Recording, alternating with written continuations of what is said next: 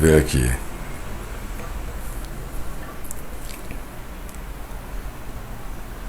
Tá no ar aí ou não? Já. Tá mesmo? Sim. Diga aí se está no ar. Tá no ar. Vocês viram um ensaio anterior aí que eu esculhambei o pessoal aqui, dizendo que é um time de amadores, né? Mas é a verdade, agora está no ar, né? Então vamos lá, vamos conversar. Estou no escritório em Curitiba, tenho aqui uma agenda de compromissos, né? Mas antes de iniciar as audiências aqui, que vou começar com o ex-governador do Paraná, Orlando Pessutti, depois um pessoal que vem de Itajaí, uma ex-deputada de São Paulo, depois a Associação dos Aposentados e Pensionistas do Setor de Telecomunicações do Paraná, depois o presidente do Sindotec, Sindicato dos Operadores de Transporte Escolar em Curitiba, e além dos políticos que virão aqui, né? Na sexta-feira à tarde é dia destas conversas aqui no meu escritório, que fica aqui no centro de Curitiba, né? E comentar alguns fatos da semana com vocês, né? Vou começar com um bastante polêmico. Divulgou-se que o ministro Paulo Guedes da Economia teria elogiado o presidente Lula, dizendo que ele não roubou nada, que o roubo ocorreu, mas foi do sistema, E logo depois ele desmentiu, dizendo, olha, isso aí é fake news. Seria surpreendente se o ministro da Economia absolvesse quando o ministro da Justiça condenou. A condenação foi do ministro Moro, quando ainda era juiz aqui em Curitiba, e condenação confirmada depois pelo Tribunal de Segunda Instância, e ainda uma nova condenação pela juíza substituta.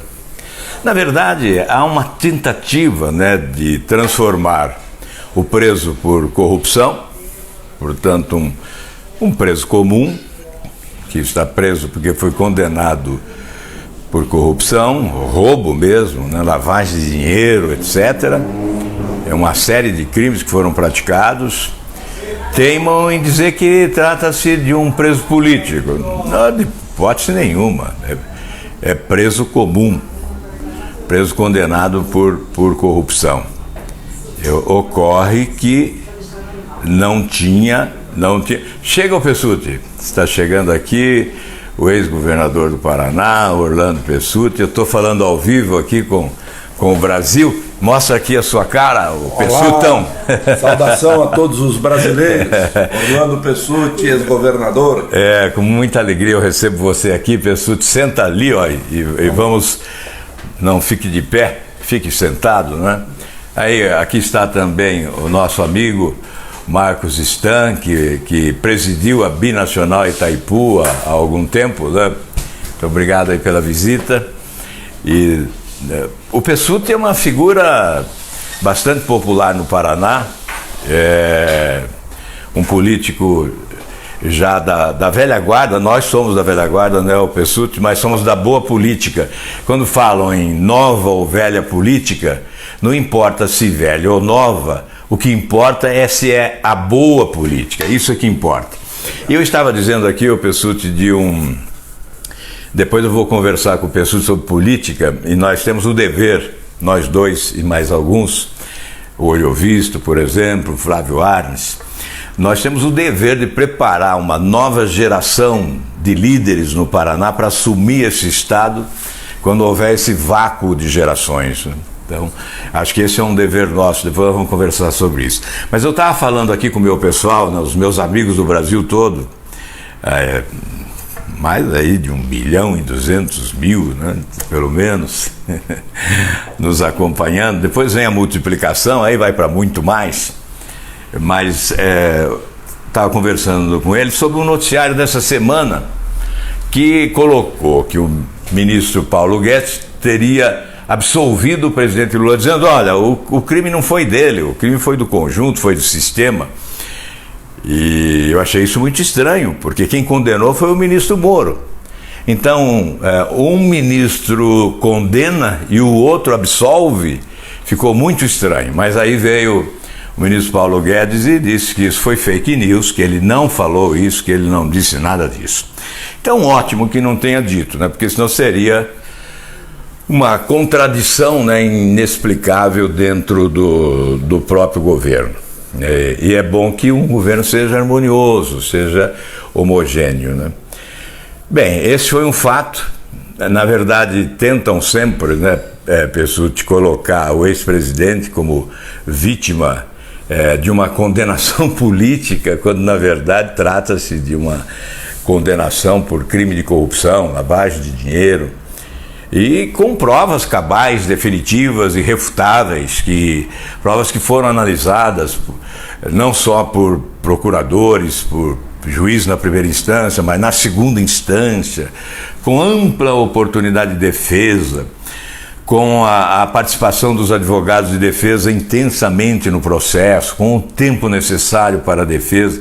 Então, um elenco de provas que foram documentais, testemunhais, enfim, nós tivemos todo o processo legal respeitado. Então, é uma condenação. E nós temos que trabalhar para que no Brasil todos sejamos iguais perante a lei. É o que diz a Constituição no artigo 5º, é por isso que eu tenho insistido, repetido, persistido cansativamente que tem que acabar com o foro privilegiado, que está lá na Câmara aguardando deliberação.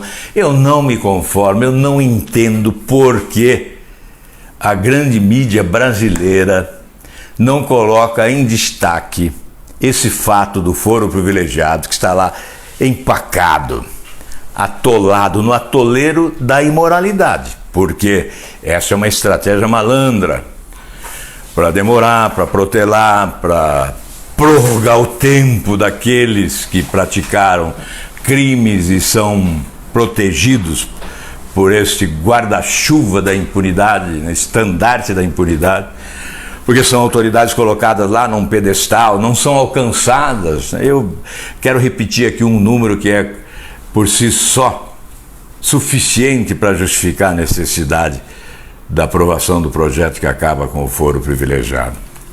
Que nós tivemos em 5 anos, aqui em Curitiba e Rio de Janeiro, primeira instância, 285 condenações. E lá no Supremo Tribunal Federal, em 5 anos, apenas uma condenação. Aqui foram penas que alcançaram mais de 3.000 anos de cadeia, na soma, aqui Rio de Janeiro, primeira instância.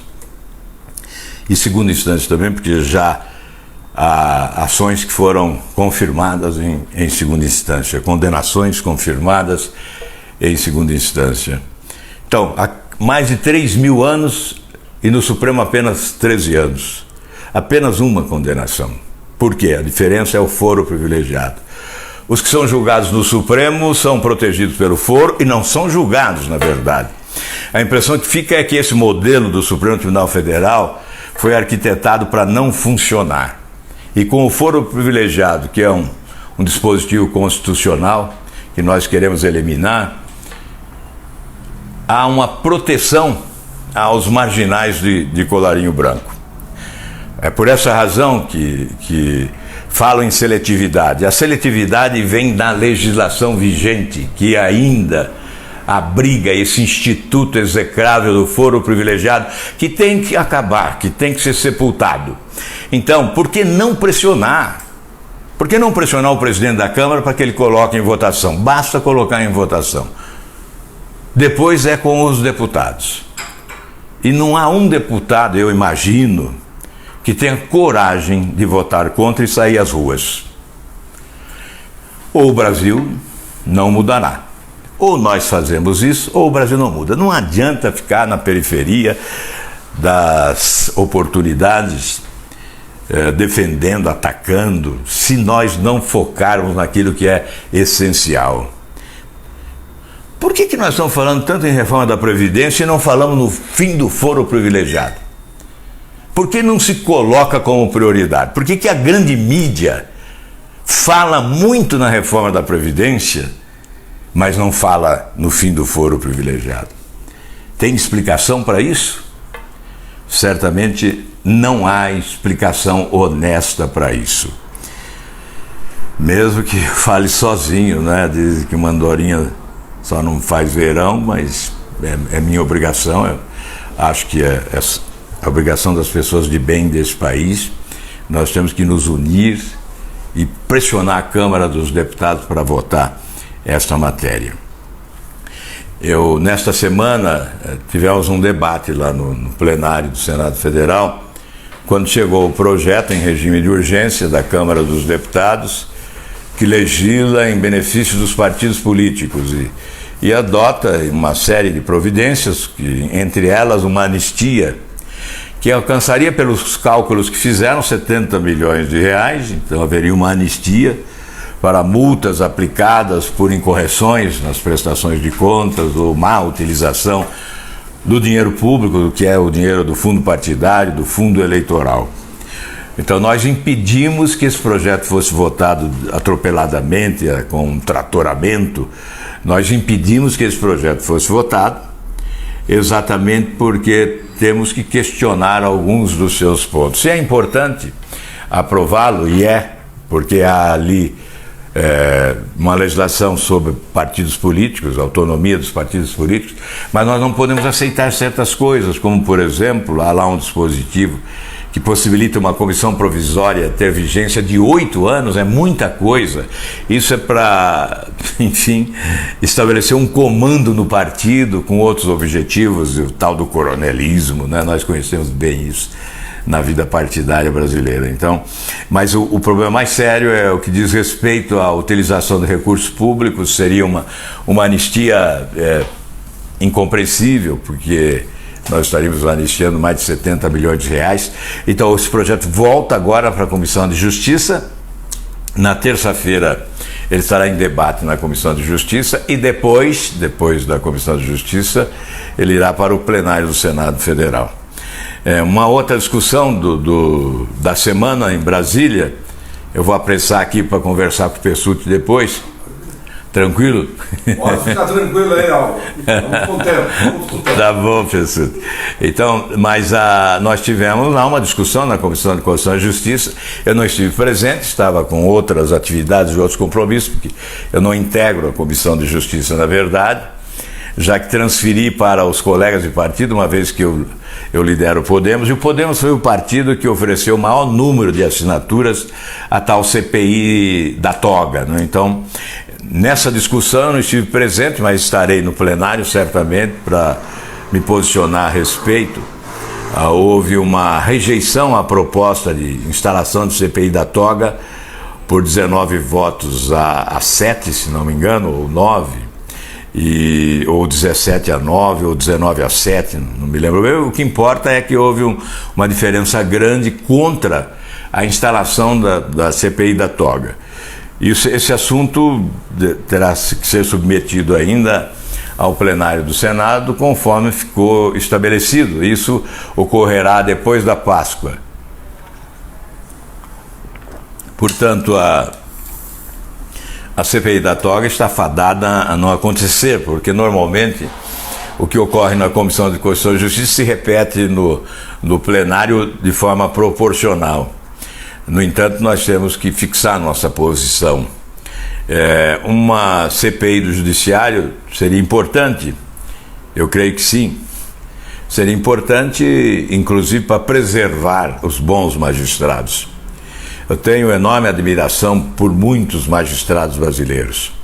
Juízes de primeira instância, de segunda instância, magistrados do Supremo Tribunal Federal, do STJ, da Justiça do Trabalho. Tenho admiração por muitos magistrados brasileiros que são preparados, qualificados tecnicamente, talentosos e probos, íntegros. Isso não significa que não existem mazelas no Poder Judiciário. Vocês se lembram daquele episódio lá de São Paulo, a construção do prédio do Tribunal do Trabalho de São Paulo, quando houve um roubo e se instalou uma CPI do Judiciário.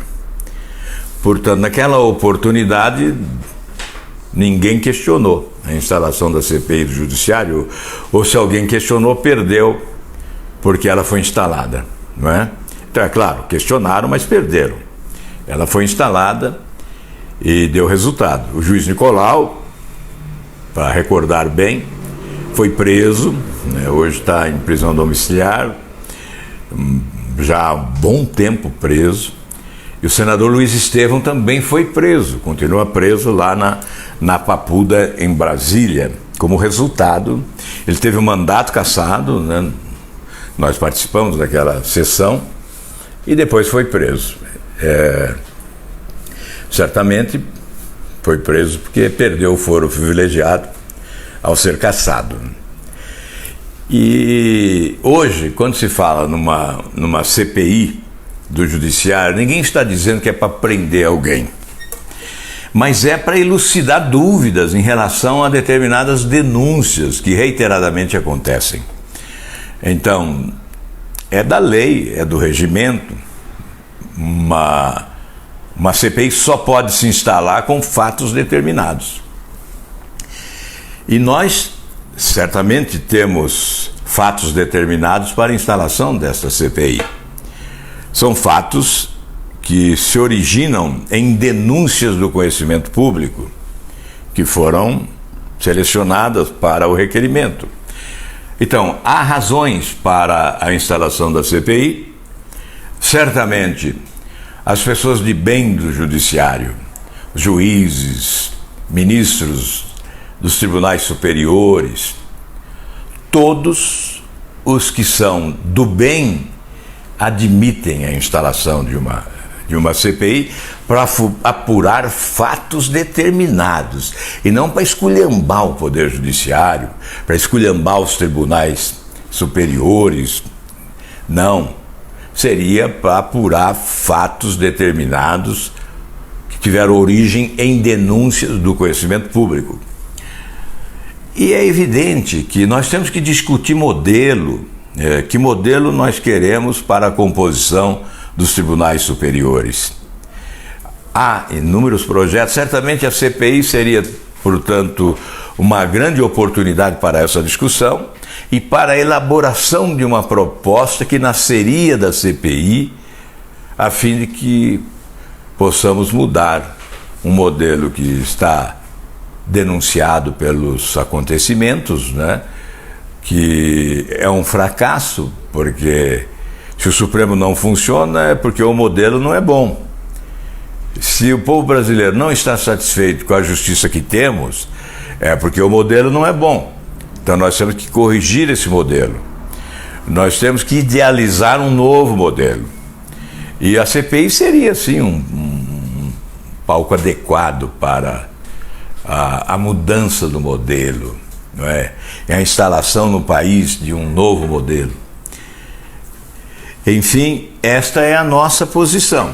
Muito tranquila, madura, responsável. Eu não acho que uma CPI vai estabelecer um choque entre poderes, não. Não vai tumultuar o ambiente. Há quem diga, olha, agora é hora de gerar emprego, de promover reformas, tudo bem, mas essa é uma reforma também necessária do modelo de composição dos tribunais superiores. Então, é uma reforma necessária. Nós estamos no tempo das reformas. Ninguém mais do que nós defende a necessidade de reforma para a geração de empregos, uma reforma tributária.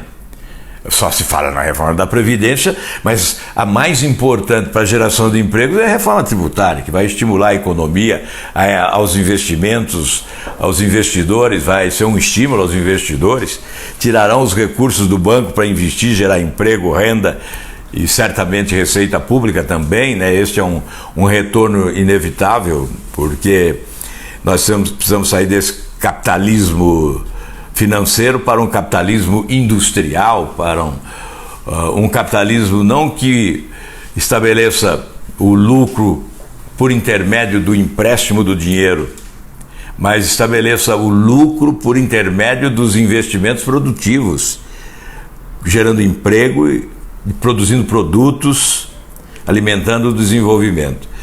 Então, é hora das reformas, sim, mas a CPI não atrapalha a reforma alguma.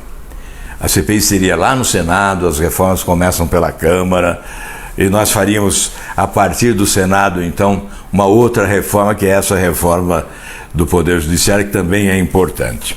Bom, eu acho que já falei bastante hoje, né? Quero agradecer a sua atenção, a sua companhia aqui, desejar a todos um ótimo final de semana. Vem aí o sábado.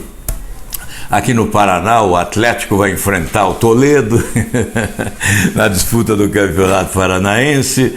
Lá em São Paulo, o Corinthians vai enfrentar o São Paulo. Lá no Rio de Janeiro, o Flamengo vai enfrentar o Vasco. Lá em Minas Gerais, o Cruzeiro vai enfrentar o Atlético. Lá no Rio Grande do Sul, o Colorado vai enfrentar o Grêmio. Enfim, em todos ou quase todos os estados brasileiros, nós teremos decisões dos campeonatos estaduais, né? E como a vida não pode ser só trabalho, só sofrimento, só tristeza, só aborrecimento, só indignação em relação aos desmandos, aos descalabros da administração pública, a vida tem que ser também um pouco de lazer no final de semana. Uma integração nacional através do futebol fortalece também a nacionalidade.